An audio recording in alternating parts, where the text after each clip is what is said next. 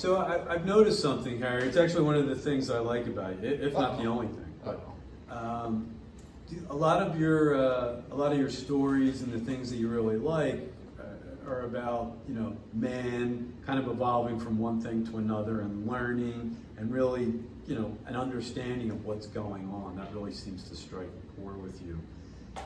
How does that play into To Kill a Mockingbird, your second choice? Great question. I think, in answer to your question, To Kill a Mockingbird shows an evolution of beliefs. It shows, at its core, it's a movie about morality. For those who haven't seen it, it came out in 1960. It's a small town in Alabama, you know, attempting to show sort of a very rural mentality, but that mentality is pervasive throughout, where people presume guilt or innocence based on sometimes something as frivolous as the color of someone's skin. And that was particularly the case in To Kill a Mockingbird. And the story is Atticus Finch, who's the lawyer, takes on the defense of this, you know, presumed guilty African-American gentleman. And in fact, he's not guilty, but he's guilty in public opinion. And the family, in turn, is included in that guilt.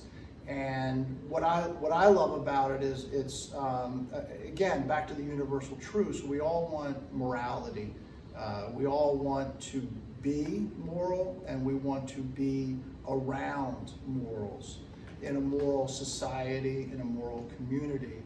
And unfortunately, in this case, the morality was rejected for the herd mentality, back to 12 Angry Men, and the prejudice associated with the time and the place.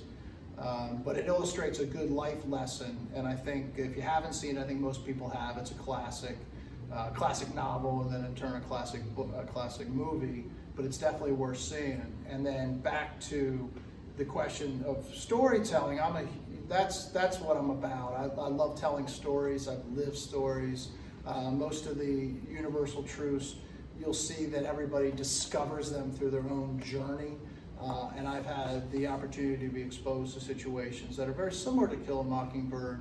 And hopefully I acted in a manner that was more consistent with acting on the side of morality than not.